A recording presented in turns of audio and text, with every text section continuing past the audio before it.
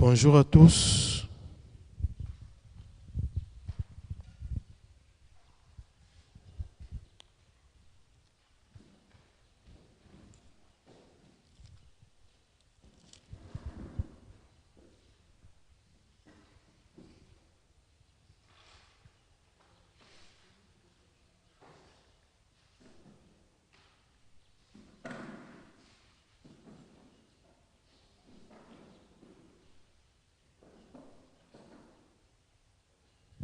Nous allons ouvrir la Bible dans 2 Rois chapitre 5.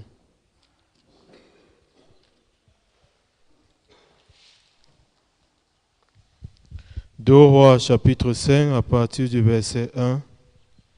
Naaman, chef de l'armée du roi de Syrie, jouissait de la faveur de son maître et d'une grande considération, car c'était par lui que l'Éternel avait délivré les Syriens. Mais cet homme fort et vaillant était lépreux. Or, les Syriens étaient sortis par troupes et ils avaient amené captive une petite fille du pays d'Israël, qui était au service de la femme de Naaman. Et elle dit à sa maîtresse, « Oh, si mon Seigneur était auprès du prophète qui est à Samarie, le prophète le guérirait de sa lèpre. » Naaman alla dire à son maître, « La jeune fille du pays d'Israël a parlé de telle et telle manière. » Verset 5. Et le roi de Syrie dit, « Va, rends-toi à Samarie, et j'enverrai une lettre au roi d'Israël. » Il partit, prenant avec lui 10 talents d'argent, 6 cycles d'or et 10 vêtements de rechange. Amen. Il y a la mentalité avec laquelle la petite fille qui a été dans la maison de Naaman, il y a la mentalité avec laquelle la petite fille là a vécu. Donc, cette petite fille, Naaman s'est rendu en Israël et Naaman l'a kidnappée. Donc, cette petite fille, elle a été prise de force. Donc, par force, on l'a enlevée chez elle. Donc, ce n'est pas qu'elle voulait aller chez Naaman.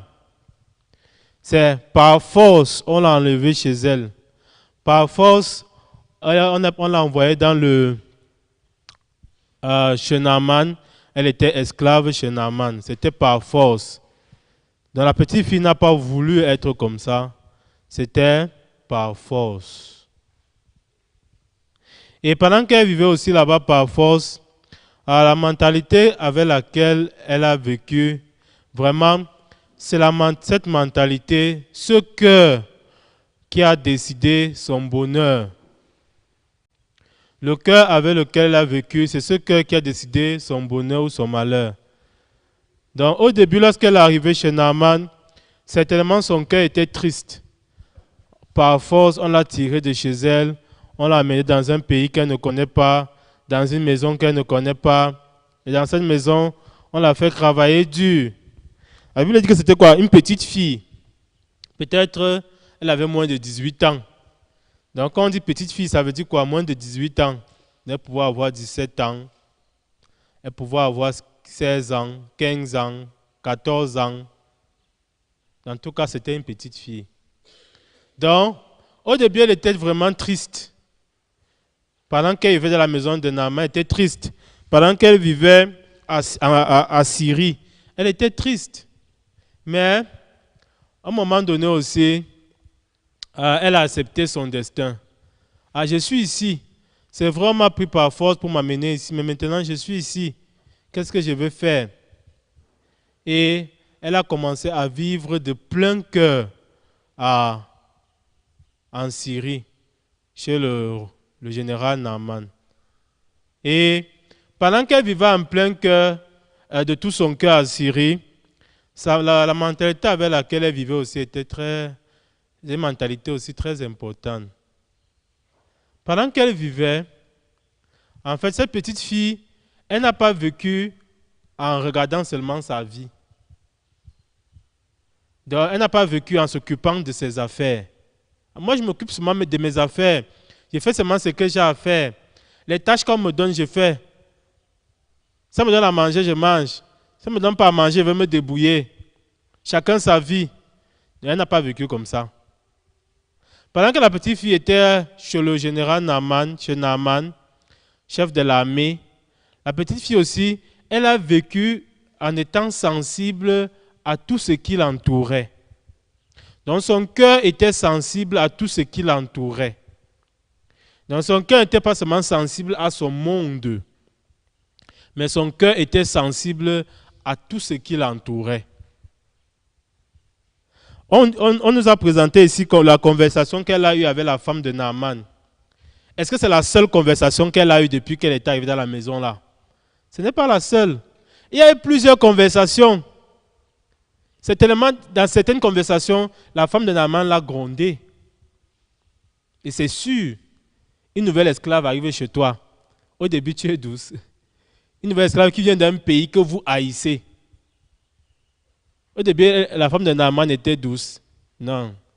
Lorsqu'on voit comment le cœur de l'homme fonctionne, elle n'était pas douce au début. C'était moi au début, elle a grondé la petite fille. Elle a maltraité la petite fille. Elle a méprisé la petite fille. Et les autres serviteurs qui étaient dans la maison du Naaman, est-ce qu'ils ont été gentils avec la petite fille? Non. Ah, voilà encore une esclave de plus. Elle est venue diminuer la nourriture. Elle est venue voler ma place. Donc c'était la concurrence. C'était dur. Donc la petite fille là, certainement, pendant qu'elle vivait là-bas, elle a reçu des mots blessants. Elle a reçu des attaques. Elle a reçu des comportements bizarres. Que pendant qu'elle allait voir comment tel autre se comportait bizarrement envers elle, tel autre parle mal d'elle, elle a reçu tout ça. Mais bien qu'elle ait reçu tout ça, bien qu'elle vivait tout ça dans la maison de Naaman, elle est toujours restée fidèle. Fidèle à quoi? Elle était toujours sensible à ce qui l'entoure. Elle était toujours sensible à ce qui se passe autour d'elle. Et elle n'était pas sensible pour son propre cœur, mais elle était sensible pour le cœur de Dieu. Donc, en se rappelant, quel est le cœur que j'ai appris en Israël? Quel est le cœur que le Dieu d'Israël nous a enseigné? Selon ce cœur, elle était sensible. Et c'est selon ce cœur qu'elle pouvait se rapprocher de la femme de Naaman. Bien que la femme de Naaman a parfois été dure envers elle, bien que la femme de Naaman a parfois blessé son cœur, mais à cause de sa sensibilité selon le cœur de Dieu, elle pouvait se rapprocher de la femme de Naaman. J'ai constaté qu'il y a tel problème, j'ai constaté qu'il y a tel souci. Voici la solution que je propose. Voici l'aide que j'apporte. Ça aussi, c'est un cœur très rare. Mais ce cœur existe seulement dans l'Église. Ce cœur n'existe pas ailleurs. Ce cœur existe seulement dans l'Église. Le cœur qui est sensible à ce qui l'entoure. Pas sensible pour nous-mêmes, mais sensible pour Jésus-Christ, pour Dieu. Et c'est ce cœur que Satan combat dans l'Église. Et parfois, quand Satan combat ce cœur dans l'Église, nous acceptons. Nous commençons à vivre avec notre propre cœur. Nous sommes sensibles selon nous-mêmes. Et on pense qu'on sait Dieu. Donc la petite fille aussi, lorsqu'on voit aussi sa vie vraiment, c'est un cœur très précieux. C'est ce cœur qui fait grandir l'Église. C'est ce cœur qui donne la joie de vivre dans l'Église. Sensible de ce qui nous entoure, mais sensible selon le cœur de Dieu. Lorsqu'on voit David, la Bible dit que lorsque David était en cavale, plusieurs personnes, les gens démunis, les gens maltraités, les gens faibles, tous allaient vers David. Les gens marginalisés, ils allaient vers David. Pourquoi ils allaient vers David? Parce que David s'est retrouvé dans le désert avec près de 600 personnes autour de lui qui le suivaient. Pourquoi ils allaient vers David? David était sensible à la souffrance de leur cœur. Mais David n'était pas sensible à la souffrance de leur cœur pour lui-même. Il était sensible à la souffrance de leur cœur pour Dieu. C'est que pendant qu'il était avec eux aussi, il pensait quel est le cœur de Dieu envers ces gens? Quel est le cœur de Dieu envers ces gens? Et c'est comme ça que David vivait avec eux. C'est-à-dire que beaucoup s'allièrent à David. Ah, le roi Saül, dans son pays, son gouvernement m'a trop méprisé. Son gouvernement ne me gère pas. Mais David, lui, me gère selon le cœur de Dieu. Pendant qu'il marchait avec David, est-ce que tous faisaient ce qui plaît à David? Non. Lorsqu'on voit la conversation qu'ils ont eue avec David par rapport à Saül, lorsque David s'est caché dans la grotte, va le tuer, David, tue Saül, c'est ton ennemi. Lorsqu'on voit la conversation qu'ils ont eue, lorsqu'on a brûlé Siklag, David, on va te tuer, c'est à cause de toi. On peut comprendre que quoi? Pendant qu'il marchait avec David, tous ne faisaient pas ce qui plaît à David. De temps en temps, il y avait les coups bas, il y avait les coups hauts, il y avait les tapés d'eau, il y avait les poignardes d'eau, il y avait les blessures du cœur. Mais malgré ça, David était toujours sensible à eux. On peut comprendre ça comment? Bien que David était avec eux, David ne les a jamais abandonnés. Si David n'était responsable de rien envers eux, il n'était pas leur rien du tout. Il pouvait bien dire que non, rentrez chez vous, moi je veux être seul. Mais David a toujours su les rassembler. Il a toujours su rester avec eux. Malgré tous les petits coups bas qu'il faisait, malgré toutes les attitudes bizarres. Le cœur qui est sensible à ce qui l'entoure, selon le cœur de Dieu. C'est ce même cœur qui a donné le bonheur à la petite fille. Une petite fille qui a eu cette sensibilité. Essayez un peu d'imaginer.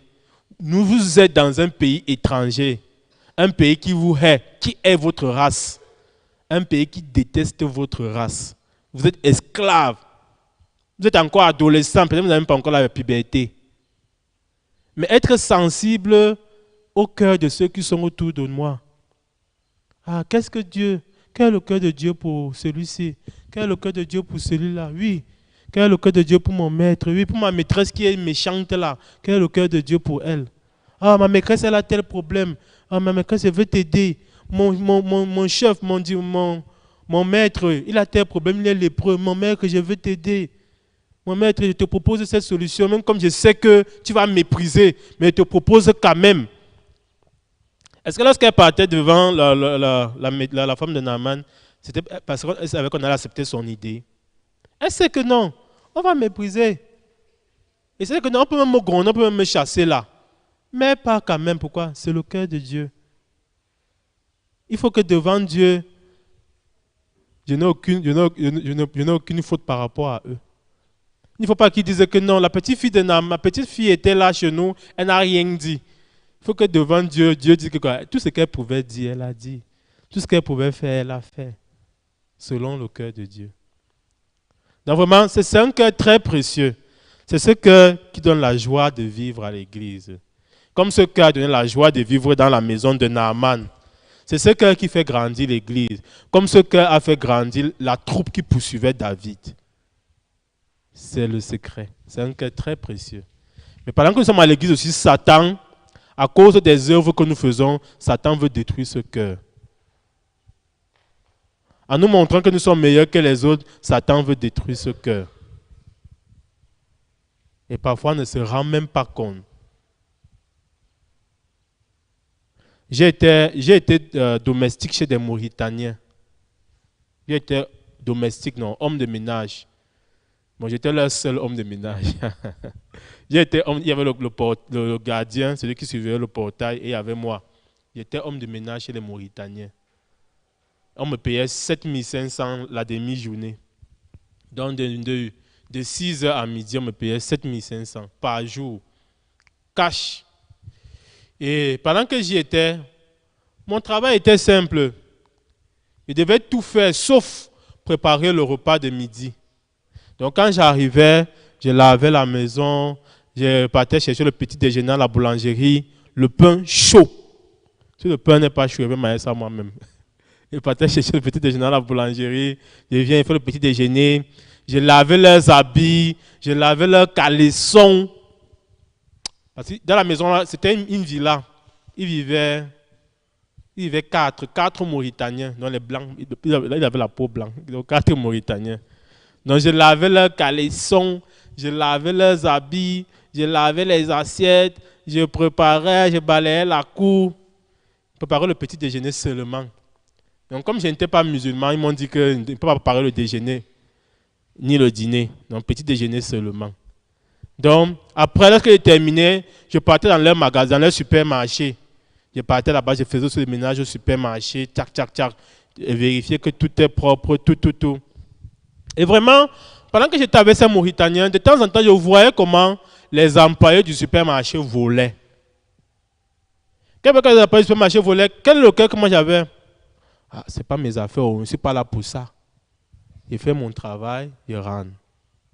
Et pendant que j'étais dans la maison des Mauritaniens, vraiment, il y avait certains petits problèmes que je constatais. Donc, je vois que non, ça va causer problème. Non, ça, c'est pas bon. Ça, c'est... Mais qu'est-ce que je faisais? Ah, ce n'est pas mon affaire, ça ne me concerne pas. Je fais ma tâche, je rentre. Donc, moi qui volontairement avais accepté d'être domestique chez quelqu'un, volontairement, mais je vivais avec quelqu'un, j'étais sensible à moi-même. Mais la petite fille, elle est devenue esclave involontairement. Mais malgré ça, elle était sensible au cœur de tout ce qui l'entoure. Elle était sensible au cœur de tout ce qui l'entoure. Ça, c'est le cœur de Dieu. Ça, c'est le cœur de Dieu. Vraiment, c'est ce cœur que Jésus-Christ nous a montré. Jésus-Christ aussi, bien qu'il soit venu sur cette terre, il était Dieu. Mais bien qu'il était Dieu, la Bible dit que quoi? Philippiens chapitre 2.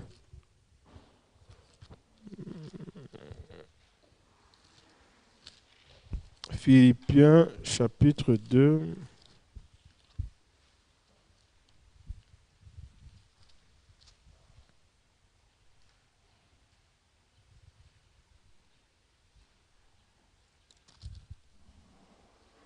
À partir du verset 5. Bon, on va lire à partir du verset 2. Rendez ma joie parfaite, ayant un même sentiment, un même amour, une même âme, une même pensée. Ne faites rien par esprit de parti ou par vaine gloire, mais que l'humilité vous fasse regarder les autres comme étant au-dessus de vous-même. Que chacun de vous, au lieu de considérer ses propres intérêts, considère aussi ceux des autres. Ayez en vous les sentiments qui étaient en Jésus-Christ, lequel, existant en forme de Dieu, n'a point regardé comme une proie à arracher d'être égal avec Dieu, mais s'est dépouillé lui-même en prenant une forme de serviteur, en devenant semblable aux hommes et ayant paru comme un simple homme. Verset 8. Il s'est humilié lui-même en se rendant obéissant jusqu'à la mort, même jusqu'à la mort de la croix. Verset 9. C'est pourquoi aussi Dieu l'a souverainement élevé et lui a donné le nom qui est au-dessus de tout nom, afin qu'au nom de Jésus, tout genou fléchisse dans les cieux, sur la terre et sous la terre. Pourquoi Jésus qui était Dieu s'est humilié jusqu'au plus bas niveau? Pourquoi? Afin que son cœur soit sensible au cœur de ceux qui l'entourent. Si dans le cœur de Jésus, Jésus reste Dieu, il reste supérieur, comment il sera sensible à ceux qui l'entourent? Mais afin qu'il soit sensible au cœur de ceux qui l'entourent, il est descendu très bas. En ce moment, puisqu'il est descendu très bas, le cœur des autres pouvait couler vers le cœur de Jésus-Christ. Donc véritablement, c'est ce cœur-là qui nous procure le bonheur. Pendant que nous sommes à l'église, nous tous, on rêve d'être bénis par Dieu. Nous tous, on rêve que Dieu travaille fortement dans notre vie. Mais pour que ce soit effectif, Ce n'est pas le hasard. Ce n'est pas le hasard. Avec quel cœur je vis pendant que je suis à l'église? Si je vis avec seulement le cœur qui est sensible à mes propres intérêts, comment il y aura la joie dans ma maison? Mais si je vis avec le cœur qui est sensible d'abord, premièrement, aux intérêts des autres, en ce moment, dans ma maison, il y aura le bonheur. Dans ma maison, il y aura la prospérité.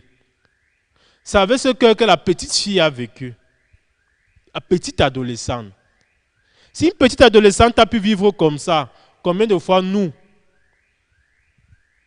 qui sommes jeunes, qui sommes majeurs, combien de fois nous, qui sommes vieillards et vieilles, si nous vivons avec ce cœur, le cœur qui est sensible à ce qui nous entoure, sensible au cœur des autres, pour Dieu, pas pour nous-mêmes, en ce moment aussi,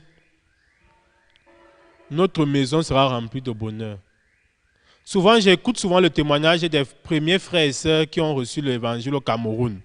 Quand j'écoute le témoignage, il y en a qui disent que non, Pasteur Kim, vraiment Pasteur Kim, quand on venait à l'église, il se souciait de nous, il vérifiait comment on va, notre cœur comment. Vraiment, il quittait d'ici, il marchait jusqu'à chez nous à pied. Vraiment, quand on appelait à 1h, il venait à 1h du matin. Vraiment, quand une personne appelait qu'il est malade, vraiment la semaine ne passait pas que le pasteur Kim ou bien les missionnaires sont déjà venus. Donc, plusieurs fois, j'ai entendu ce témoignage. Mais, si on se limite seulement à ces histoires-là, on a tout perdu. Pourquoi est-ce que le serviteur de Dieu a vécu comme ça? Pourquoi est-ce que l'Église nous a montré ça? L'Église nous a appris à être sensibles au cœur des autres. Depuis que nous vivons à l'Église, depuis que nous avons reçu le salut aussi, devant Dieu, il y a beaucoup d'abominations que nous avons commises. Il y a beaucoup de dégâts que nous avons commis. Mais malgré ça, continuellement, Dieu vient s'ingérer dans notre cœur. Continuellement, Dieu vient nous faire l'entretien. Continuellement, Dieu vient nous ramener sur le bon chemin. Continuellement. Qui parmi nous, depuis que reçu le salut, est propre devant Dieu? Le même jour qu'on a reçu le salut, ce même jour-là, on s'est encore salé devant Dieu. Mais continuellement, Dieu nous fait l'entretien. Continuellement, Dieu s'ingère. Parfois, il s'ingère, ça nous plaît. Parfois, il s'ingère, ça ne nous plaît pas. Qui sommes-nous donc pour refuser ce même cœur aux autres? Qui sommes-nous? Et pendant que nous refusons ce même cœur aux autres, nous voulons la grâce de Dieu. Nous voulons que l'Église grandisse. C'est ce cœur-là qui m'a retenu ici à l'église. Quand je suis arrivé à l'église, j'ai reçu le salut en 2015. Et pendant que j'étais à la maison, à travers Luc chapitre 1, verset 4, Dieu m'a poussé pour venir à l'église. D'un dimanche, j'ai porté mon sac. J'ai dit à mes parents qu'ils m'avaient à l'école. Je suis plutôt venu à l'église. Donc c'est comme ça. Les 3 premiers mois que j'ai écouté l'évangile, j'ai reçu le salut. Les 3 premiers mois, chaque dimanche, je venais à l'église avec le sac à dos. Donc quand j'ai quitté à la maison, je disais que je m'avais à l'école, je m'avais en Guakelé étudier. Mais je venais au culte. Et pendant que je venais au culte, au début, je ne connaissais personne, à part ceux que j'avais rencontrés pendant le camp. Mais pendant que j'étais assis là, il y a certains frères et sœurs, certains jeunes, qui venaient vers moi. Ah, tu t'appelles comment? Ah, moi je m'appelle tel frère. Ah, viens. Tu sors d'où? Tu habites où? Comment tu vas? Il y a certains jeunes frères qui venaient vers moi, qui m'ont montré ce cœur. Il y a certains jeunes frères qui venaient vers moi. Ah, le sermon que le pasteur a prêché, je dis, qu'est-ce que tu as compris? Ah non, attends, il t'explique aussi. Il y a certains frères qui venaient vers moi. Viens, partage-moi ton cœur. D'autres venaient me donner leur témoignage. D'autres venaient me dire que vraiment, actuellement, été vu, tu avais tel jeune. Vraiment, les jeunes là, il ne faut pas copier certaines choses qu'ils font. Regarde leur mentalité comme ça. Ce n'est pas comme ça que la Bible dit. Regarde comme ça. Et il y a certains frères qui ont eu ce cœur. Ce sont par leur grâce que je suis encore ici aujourd'hui. Pendant que j'étais à l'église, pendant que je suivais, je marchais sur un chemin bizarre, il y a certains frères qui sont venus vers moi. Et je n'étais pas agréable du tout. Hein. mes paroles étaient dures, mes paroles étaient crues. Parfois, je les ignorais. Parfois, ils m'appelaient, ils ne décrochaient pas. Parfois, ils donnaient les rendez-vous, je ne venais pas.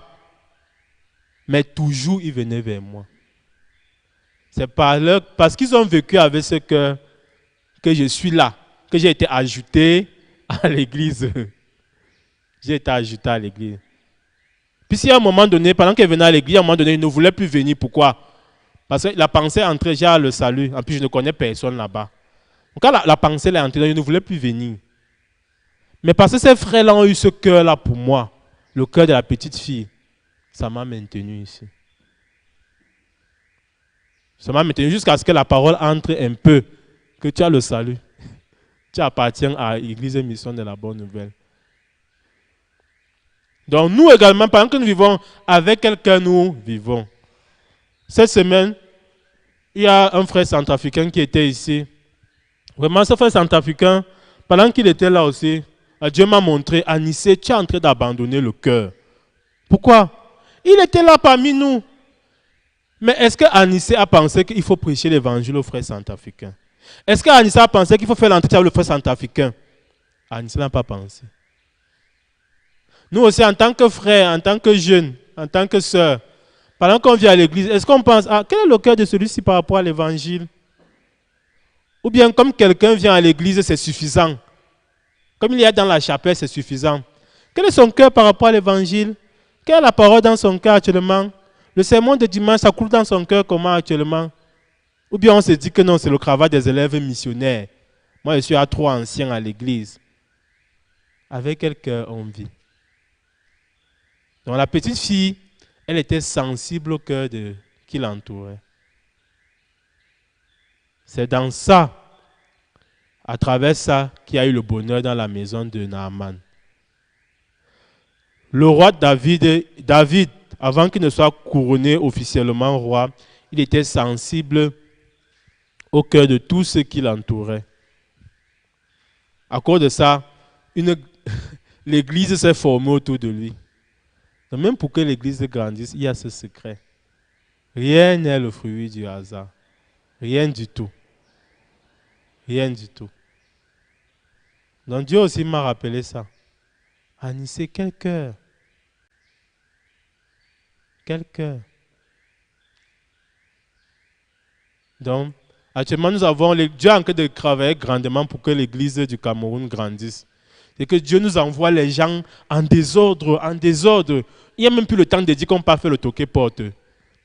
Avant, on partait faire le toqué-porte. J'aimais bien le toqué-porte. C'était toujours comme une aventure. J'aimais ça.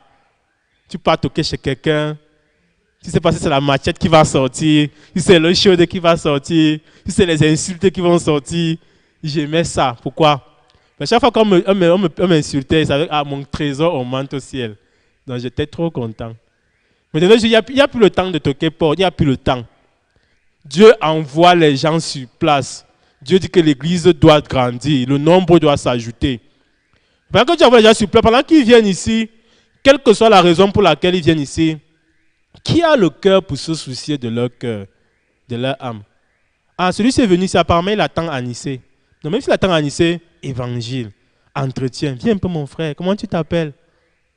Pourquoi celui-ci, pendant qu'il est ici, pourquoi c'est seulement Anissé qu'il connaît? Il doit aussi me connaître. Viens mon frère, moi je m'appelle frère tel, je m'appelle sœur tel. Tu dois aussi me connaître. Tu sais ce que la parole dit? C'est ce cœur-là que l'Église nous a appris. C'est ce cœur-là que l'Église nous a appris. Nous allons prier. Père éternel, je te rends infiniment grâce de ta parole. Alors, tu veux faire grandir ton Église, tu veux faire prospérer ton Église. Raison pour laquelle aussi, à travers le serviteur, tu nous présentes encore l'histoire de la petite fille. La petite fille, bien qu'elle était esclave, elle a été amenée à devenir esclave involontaire, mais elle a vécu en étant sensible au cœur de ceux qui l'entourent. Sensible non pas pour elle-même, mais pour Jésus-Christ, pour Dieu. Et à cause de ce cœur, le bonheur est entré dans la maison de Naaman. Nous aussi, d'avoir le bonheur dans notre maison, ce n'est pas en priant beaucoup. Ce n'est pas en venant à l'église tous les jours, en donnant la dîme et en faisant beaucoup de sacrifices. Mais c'est à travers une seule chose, le cœur qui est sensible du cœur de ceux qui nous l'entourent, sensible pour Jésus-Christ, pas pour nous-mêmes. Je te rends infiniment grâce parce que tu as planté ce cœur en nous et que tu permettais que ce cœur puisse se développer et grandir en nous. Et te prie au nom de Jésus-Christ. Amen.